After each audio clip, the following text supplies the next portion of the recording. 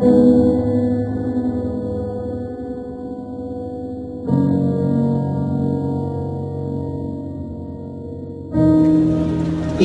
hak saudara. Ini ditentukan oleh saudara. SPA dengan kerjasama UMNO, kalau nak tipu lagi, saya nak nasihat. Baca itu betul-betul. Baca amaran itu betul-betul.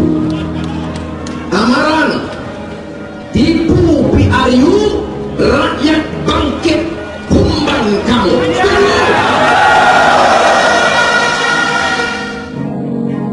Baca amaran itu betul-betul. Amaran tipu PRU, rakyat bangkit, kumban kamu.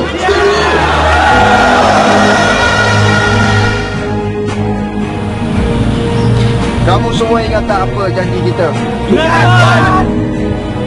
Kalau kita kalah nanti apa yang kita kena buat? Suara berhormat. Kami tidak akan menerima kekalahan dengan aman.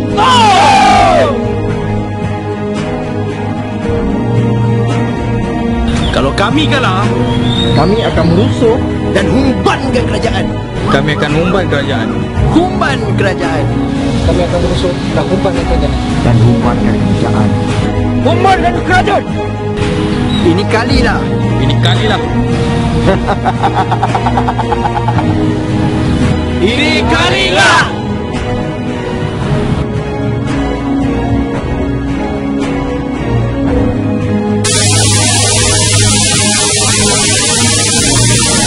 Bangkit, kumban kamu. Bangkit, kumban kamu. Bangkit, kumban kamu.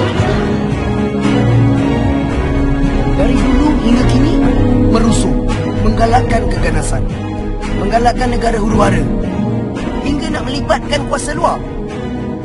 Macam ni kepemimpin yang kita nak.